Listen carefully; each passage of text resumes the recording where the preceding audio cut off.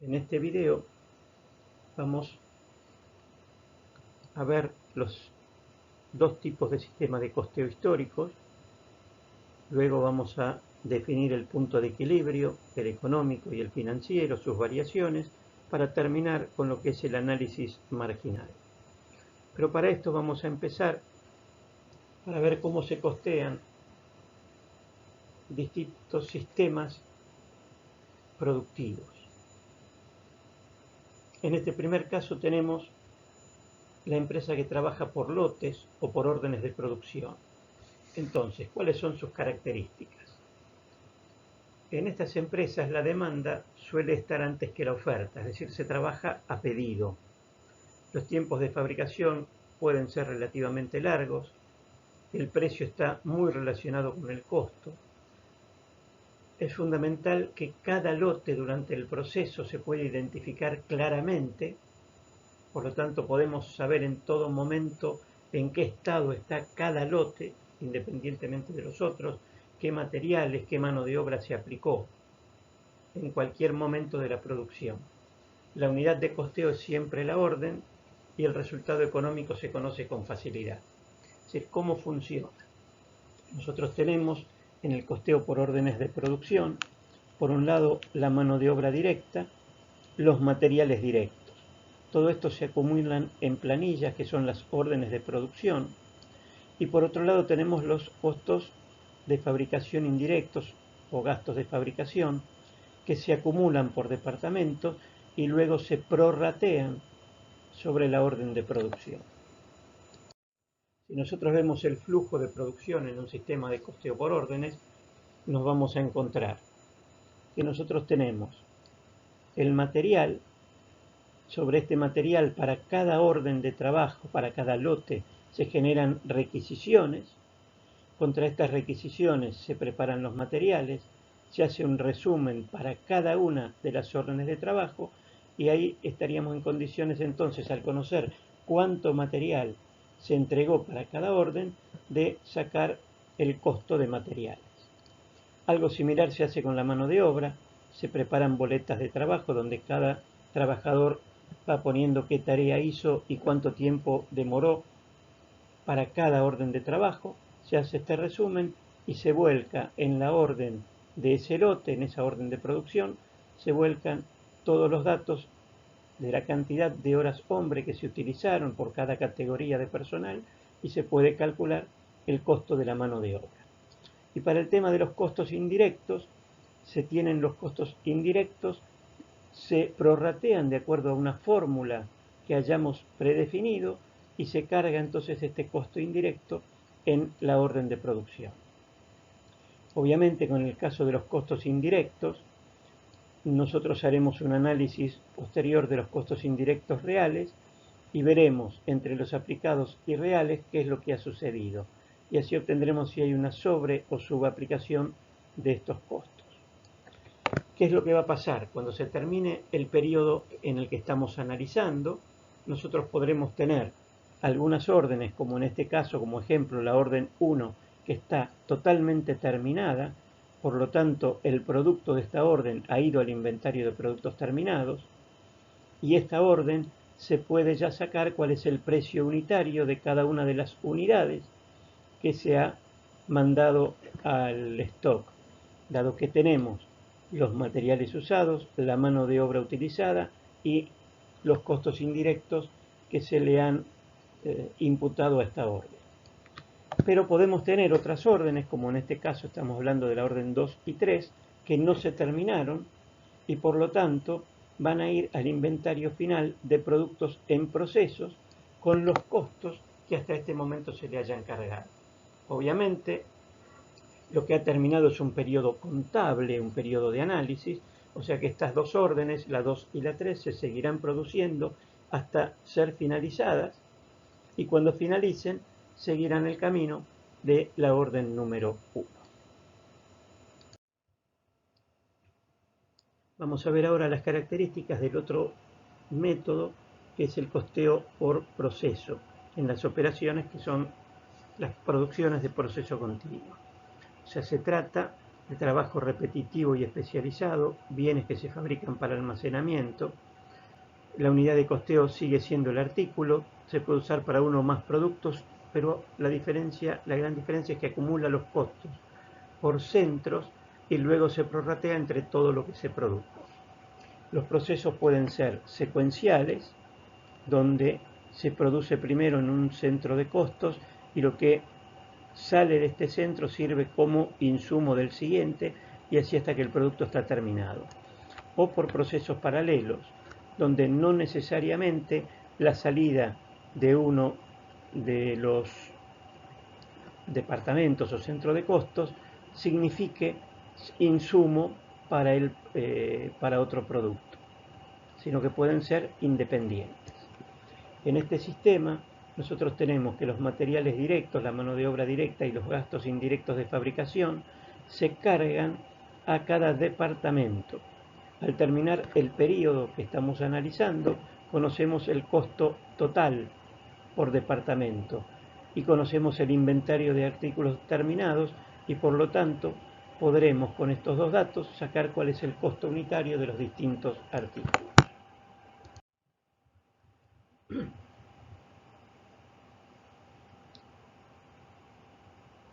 ¿Qué diferencias hay entre uno y otro de los procedimientos?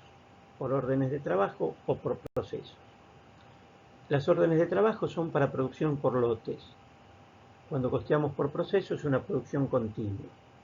En el caso de las órdenes de trabajo, la producción puede ser variada, ya que dijimos se hace muchas veces a pedido del cliente.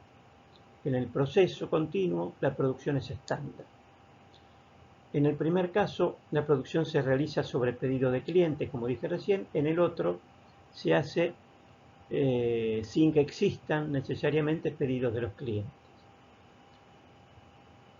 El caso de órdenes de trabajo tiene producción que es flexible, en el otro caso es rígida, no podemos cambiar con facilidad. Para las órdenes por trabajo, los costos se hacen por artículo. En el caso de procesos, los costos se promedian por centros de producción. En el primer caso podemos hacer un control analítico, es decir, un control sobre cada orden. En el segundo, el control es global. Continuando con esto, son costos individuales cuando es orden de trabajo, son costos promediados cuando hacemos producción de proceso continuo. Obviamente, en el caso del orden de trabajo, todo el procedimiento de costeo es más caro administrativamente que en el sistema de proceso continuo. Cuando hablamos de órdenes de trabajo, el costo puede ser un poco fluctuante, es decir, entre una orden y otra puede haber diferencias. En el caso del costeo por procesos, los costos son estandarizados. Algunas industrias que trabajan con costeo por órdenes de trabajo son las imprentas, las fábricas de juguetes, de muebles, de maquinaria pesada, ropa, etc. Algunas industrias que trabajan con el sistema de costeo por procesos son las fundiciones, la industria cervecera, la cementera, la del vidrio, papelera, etc. En el caso de procedimiento de costos por órdenes de trabajo, se conocen todos los elementos del costo, se conoce el costo en cualquier momento y por lo tanto no necesitamos determinar una producción equivalente. En el caso del sistema por procesos, como no es posible identificar los elementos del costo con precisión, se debe fijar un periodo de costos para que al terminar este periodo nos basemos en una producción equivalente para poder determinar cuál es el costo unitario de los productos que se han enviado al inventario hasta ese momento. Bien, ahora vamos a ver dentro de los sistemas de costeo históricos dos métodos, desde luego que existen mucho más, que se diferencian en el tratamiento de los costos fijos. Antes de presentarlos, quiero que quede aclarado que el sistema de costeo no es el que nos va a dar el precio final del producto, sino que el sistema de costeo nos va a dar el costo del producto a efectos de poder ingresarlo en el inventario y registrarlo en nuestra contabilidad. Recuerden que cuando nosotros hacemos un movimiento dentro de la empresa, como ser al terminar una producción ingresar nuestros materiales al stock, esto debe ser registrado contablemente. Y la contabilidad no registra directamente la cantidad de unidades, sino que lo registra a través de su valor. Por lo tanto, cuando nuestro material se envía al stock, al inventario, debemos mandarlo con un valor unitario a efectos de poder contabilizarlo. Ese valor es el que nos va a permitir calcular estos sistemas de costeo histórico. Ahora sí, nosotros vamos a ver dos sistemas, el sistema de costeo por absorción o integral y el variable o directo. Empecemos por el sistema de costeo integral. Su nombre lo dice, el costeo es integral, es decir, todos los costos que se producen en la fábrica corresponden al producto que estamos, o los productos que estamos fabricando. Por lo tanto los costos variables de fabricación como los costos fijos de fabricación se distribuyen entre las unidades producidas. En cambio, el sistema de costeo variable o directo entiende que los costos fijos son costos que no dependen de lo que estemos fabricando. Por lo tanto, lo que dice el sistema de costeo variable o directo es que los costos variables de fabricación se distribuyen entre las unidades producidas, pero los costos fijos los hace equivalentes a los costos fijos de las demás áreas de la empresa, administración, ventas, el área financiera y demás, y por lo tanto los considera costos del periodo y los manda directamente como una pérdida al cuadro de resultados. Entonces, la diferencia que hay entre un método y otro se da en el costo fijo de fabricación. Vamos a ver cómo es la metodología del costeo por absorción. Empecemos por la parte de la fábrica. La parte de la fábrica tiene materia prima, mano de obra directa, gastos indirectos pero variables de fabricación. Y por otro lado tiene gastos fijos de fabricación. Todos estos gastos que corresponden al área de la fábrica, ¿sí? Todo esto es la fábrica. Todos estos gastos se distribuyen directamente a las unidades producidas. Esto nos va a permitir sacar el costo del producto. Por otro lado, los gastos variables del resto de la operación y los gastos fijos del resto de la operación. ¿A qué me refiero al resto de la operación? Todo aquello que no es fábrica, ¿sí? Toda la administración. Todo esto se consideran costos del periodo y por lo tanto van en forma directa al cuadro de resultados como pérdida. En cambio, el costo del producto irá a través del costo de la mercadería vendida o costo de ventas al cuadro de resultados. ¿Cuál es la diferencia con el método de costeo variable o directo? En este caso, nosotros volvemos a tener materia prima, mano de obra directa y gastos indirectos variables de fabricación. Habíamos dicho que el método de costeo variable entendía que los gastos fijos de fábrica, como los vamos a tener, produzcamos o no, no corresponden al producto. Por lo tanto, ¿qué es lo que hace? Lo que hace es decir, todo aquello que son costos directos de la fábrica van a las unidades producidas. En cambio, todo aquello que son gastos fijos de fabricación y los demás gastos de operación, sean fijos o variables, se consideran del periodo, no del producto, y van directamente al cuadro de resultados. Una vez más, el costo del producto irá a través del costo de la mercadería vendida o costo de ventas al cuadro de resultados. Por supuesto que todo esto quedará más claro cuando nosotros lo practiquemos en ejercicio. El sistema de costeo variable hace una definición que no teníamos en el sistema de costeo por absorción, y define lo que vamos a llamar la contribución marginal o margen de contribución, y lo define como el total de ventas o ingreso por ventas menos todos los costos variables.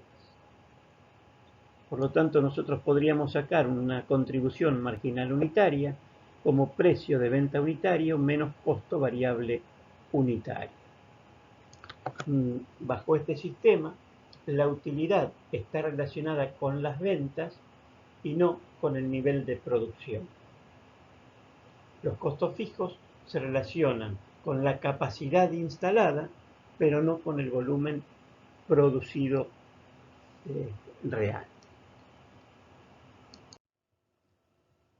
Y finalmente, debido al tratamiento diferente que hacen ambos sistemas de costeo de los costos fijos, obtenemos dos cuadros de resultados diferentes. Si nosotros vamos al sistema de costeo por absorción o integral, nosotros tendremos nuestro cuadro de resultados de la siguiente forma: las ventas o ingreso de ventas menos el costo de ventas o costo de la mercadería vendida, que estará formado por los costos variables y fijos de la fábrica, nos da la utilidad bruta. Si a esto le restamos todos los gastos operativos, es decir, administración, ventas, distribución, etc., tanto variables como fijos, obtenemos la utilidad operativa. A partir de aquí, tendremos que restar intereses e impuestos para llegar a la utilidad neta. En cambio, en el sistema de costeo variable, nosotros tenemos el ingreso por ventas, que es similar al del costeo absorbente, pero ahora restaremos todos los costos variables. Primero, el costo de ventas, que estará dado por los costos variables de producción, y luego el resto de costos variables operativos.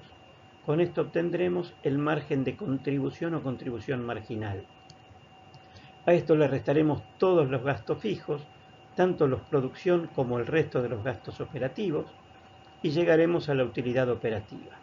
A partir de aquí, el procedimiento es igual al anterior, restamos intereses, impuestos y llegamos a la utilidad neta. Vamos a definir ahora lo que es el punto de equilibrio económico. El punto de equilibrio económico es la cantidad que es necesario vender para que los ingresos sean iguales a los egresos, es decir, que el beneficio sea cero. Por debajo del punto de equilibrio económico, nosotros estamos en zona de déficit, es decir, los ingresos son inferiores a los egresos. Por encima del punto de equilibrio económico estamos en zona de beneficios, lo que implica que los ingresos superan a los egresos. Nosotros en el gráfico tenemos la curva de los costos fijos, la curva de los costos variables, y en consecuencia podemos dibujar la curva de los costos totales, tal como habíamos visto, que cuando la cantidad vendida o producida es cero, de todas formas tiene un valor, no parte de cero, porque tenemos los costos fijos que son constantes en cualquier cantidad que produzcamos, inclusive si no producimos. Y por otro lado tenemos la curva que representa los ingresos totales, que está dada por la cantidad vendida por el precio de venta unitario, donde la pendiente de esta curva de los ingresos es el precio de venta unitario. ¿Por qué la curva de los ingresos tiene una pendiente superior a la curva de los costos? Porque en el precio de venta unitario nosotros vamos a incluir todos los costos y además vamos a tener allí el beneficio. Entonces, en algún momento, si bien esta curva sale de cero, porque si no vendemos no hay ingresos, en algún momento, como su pendiente es mayor que la de los costos, se cruzan y aparece nuestro punto de equilibrio económico. ¿Cómo lo podemos hallar analíticamente? Nosotros sabemos que los beneficios se calculan como ingresos menos egresos. En el punto de equilibrio económico estamos en el punto de beneficio cero. Por lo tanto, nuestros ingresos son iguales a los egresos. Los ingresos, dijimos, son el precio unitario por la cantidad. En este caso, estamos en el punto de equilibrio, la cantidad es Q0. Y esto es igual a los costos, que son los fijos más los variables. Pero a su vez, los costos variables podemos decir que surgen del costo variable unitario por la cantidad, nuevamente en este caso, es Q0. Y de esta igualdad podemos despejar el Q0, que va a ser igual a los costos fijos totales divididos el precio unitario menos todos los costos variables unitarios. Dicho de otra manera, nosotros definimos anteriormente que precio unitario menos los costos variables unitarios era la contribución marginal unitaria. Por lo tanto, podríamos expresar que el punto de equilibrio económico es igual al costo fijo dividido la contribución marginal unitaria. Y desarrollando los costos variables, también podríamos decir que el punto de equilibrio económico es igual al costo fijo total dividido el precio unitario menos el costo de ventas unitario menos los demás costos variables unitarios. Es decir, aquí estaría separando los costos variables de fabricación del resto de los costos variables que haya en la operación. ¿Qué sucedería con nuestro punto de equilibrio económico si se produce una variación en los costos fijos? Nosotros tendríamos, si hay un aumento de los costos fijos, que nuestro punto de equilibrio se desplazaría de Q0 a Q0'. Es decir, si aumentan los costos fijos, el punto de equilibrio es más difícil de alcanzar. Por lo tanto, vamos a tratar siempre de disminuir el costo fijo todo lo que sea posible para que nuestro punto de equilibrio se alcance con una menor cantidad vendida. Vamos a ver ahora qué sucedería con el punto de equilibrio económico si hay variación en los costos variables. En este caso, si los costos variables aumentaran, tendríamos una modificación en la pendiente de la curva de los costos totales. En el caso de que aumentaran, pasaríamos de la curva de egresos totales 1 a la curva de egresos totales 2, con lo cual nuevamente nuestro punto de equilibrio pasaría de Q0 a Q0'. Por lo tanto, también vemos aquí que para mejorar el punto de equilibrio tendríamos que disminuir la pendiente de los costos variables, lo que implica disminuir el costo variable unitario. Ahora veremos qué sucedería con el punto de equilibrio si lo que varía es el precio de venta. En este caso, como el precio de venta unitario representa la pendiente de la curva de los ingresos totales, si el precio de venta disminuye, nosotros pasaríamos de la curva de ingresos totales 1 a la curva de ingresos totales 2 y se produciría un corrimiento similar a los que vimos antes. De Q0 pasaríamos a Q0', haciéndose más difícil alcanzar el punto de equilibrio económico. En función de todo esto, vemos que para mejorar el punto de equilibrio, lo que en el gráfico sería que el punto de equilibrio económico se corra hacia el eje, hacia la izquierda, nosotros necesitamos disminuir los costos fijos, disminuir el costo variable o aumentar el precio de venta unitario. Son las alternativas que tenemos para mejorar el punto de equilibrio económico. Ahora bien, ¿qué sucede si en un determinado momento no alcanzamos el punto de equilibrio económico? Es decir, no podemos vender esta cantidad Q0. Estaríamos en zona de déficit. ¿La empresa podría seguir trabajando en esta zona de déficit? Para contestar esta pregunta, vamos a definir otro punto de equilibrio. Es el punto de equilibrio financiero, al que también se lo llama punto de cierre. Cuando nosotros hablamos de nuestros costos, estamos hablando de costos fijos y de costos variables. Es decir, aquí tenemos los egresos totales que dieron lugar al punto de equilibrio económico. Pero dentro de estos egresos, tanto en los costos fijos como en los variables, hay incluidos costos que vamos a llamar erogables y otros que vamos a llamar no erogables. ¿Esto qué significa? Costos erogables son todos aquellos que debemos pagar. Es decir, si nosotros estamos usando materia prima, la materia prima debe ser pagada a sus proveedores. La mano de obra debe ser pagada a los trabajadores. Los alquileres o los seguros deben ser pagados a los dueños de esos factores. Pero también dentro de los costos hay otros que, si bien son un costo que la empresa debe considerar, no tiene la obligación de pagarlo, como por ejemplo podría ser el caso típico, las amortizaciones. La amortización es un costo que intenta recuperar la pérdida de valor de los bienes del capital fijo.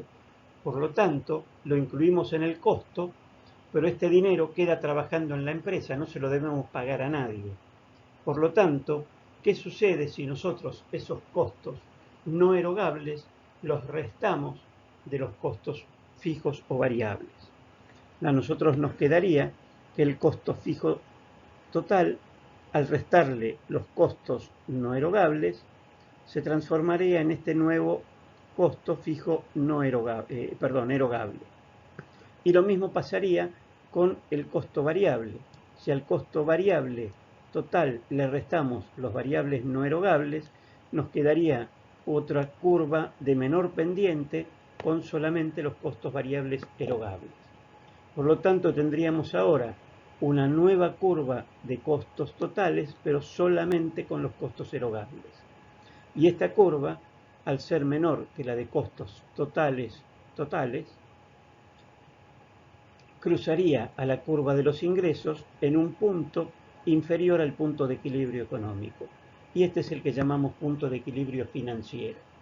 Si la empresa trabaja entre el punto de equilibrio financiero y el punto de equilibrio económico, nosotros estaríamos en condiciones de seguir trabajando, porque si bien estaríamos en zona de pérdida, no estaríamos en cesación de pagos, es decir, podríamos abonar todas nuestras obligaciones.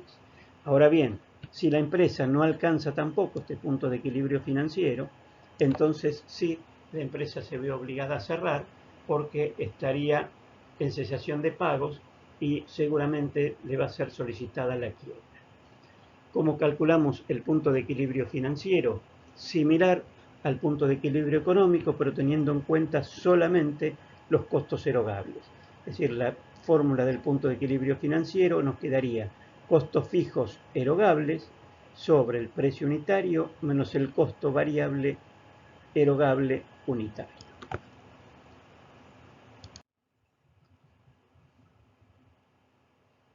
Y pasemos ahora, para ir terminando con el tema de costos, a la técnica del análisis marginal, que es una técnica que está basada en la contribución que hace cada artículo a la utilidad total de la empresa. Estudia la interrelación que existe entre el precio, el costo fabril, comercial y financiero y el volumen de producción y entrega. Nosotros habíamos visto ya que el beneficio es ingresos menos costos. O sea que es cantidad vendida por precio de venta unitario menos la cantidad vendida por el costo variable unitario menos los costos fijos totales. Si la empresa tiene más de un bien en producción, el beneficio total será la suma de los beneficios de cada uno de los productos. Por lo tanto, podemos decir que el beneficio total será igual a la sumatoria de la cantidad de venta de cada uno de esos productos multiplicada por el precio de venta unitario menos el costo variable unitario de cada uno de ellos, o sea, la contribución marginal unitaria de cada uno de los bienes, menos el costo fijo total. Entonces aquí podemos ver que podríamos analizar el beneficio total de la empresa ante variaciones en la cantidad, precio o costo variable de cualquiera de las líneas de producto.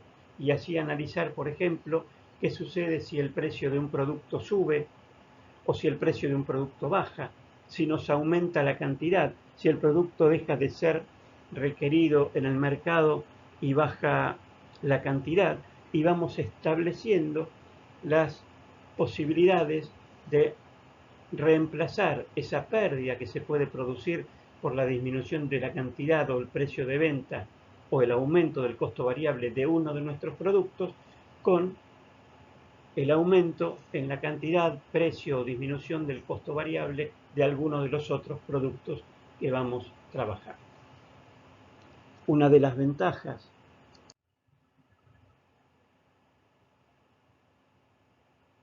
de trabajar con el sistema de costeo variable es que nos permite tomar decisiones de forma ágil, conocer la contribución de cada producto al beneficio total, nos permite enfocarnos en la comercialización de aquellos que tienen una mayor contribución marginal y nos permite cotizar en mercados internacionales con mayor flexibilidad. Vamos a ver un ejemplo de esto de la decisión que podemos tomar en forma ágil. Un ejemplo, como siempre, sencillo. Supongamos que nosotros tenemos costos fijos totales por 10.000 pesos y producimos un único producto cuyo precio de venta unitario es 12 pesos y su costo variable unitario es de 2 pesos. Si nosotros calculamos el precio de equilibrio, tendríamos que es el costo fijo sobre la contribución marginal unitaria, es decir, precio de venta unitario menos costo variable unitario, que vale 10. ¿Sí? 12 menos 2. En consecuencia, vemos que nuestro punto de equilibrio económico sería de 1.000 unidades. Bien, entonces nos preguntamos, estamos en el día 18 de mes y facturamos hasta el momento 12.000 pesos. Las preguntas son, ¿podemos hacer a partir de acá un descuento por cantidad? ¿Podemos vender 100 unidades a 9 pesos? Entonces el tema es, ¿cómo respondemos a estas cuestiones?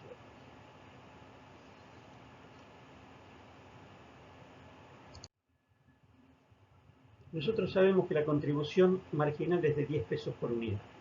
Si facturamos 12.000, sabemos que hemos cubierto todos los costos fijos porque el precio unitario era 12 y por lo tanto significa que hemos vendido 1.000 unidades. Estamos en el punto de equilibrio económico.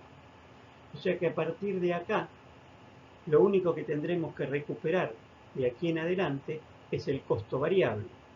Todo lo que supere a ese costo variable unitario significará un ingreso adicional, es decir, utilidad pura. Por lo tanto, ¿podemos hacer descuentos de aquí en más? Sí. Ya no necesitamos vender a 12 pesos. Cualquier precio por encima de 2 pesos nos generaría igual ganancia. ¿Podemos ahora vender a 9 pesos? Sí, porque tendríamos una utilidad de 7 por cada unidad adicional que estemos vendiendo. ¿Por qué? Repito, porque al haber superado el punto de equilibrio económico, los costos fijos ya están totalmente cubiertos. Con esto terminamos el punto de costos. Obviamente, esta que es una unidad bastante práctica, necesita para su completo entendimiento que se realicen los ejercicios que planteamos en los trabajos prácticos, para ir tomando el conocimiento, para ir manejando las fórmulas y las herramientas que nos brinda esta unidad.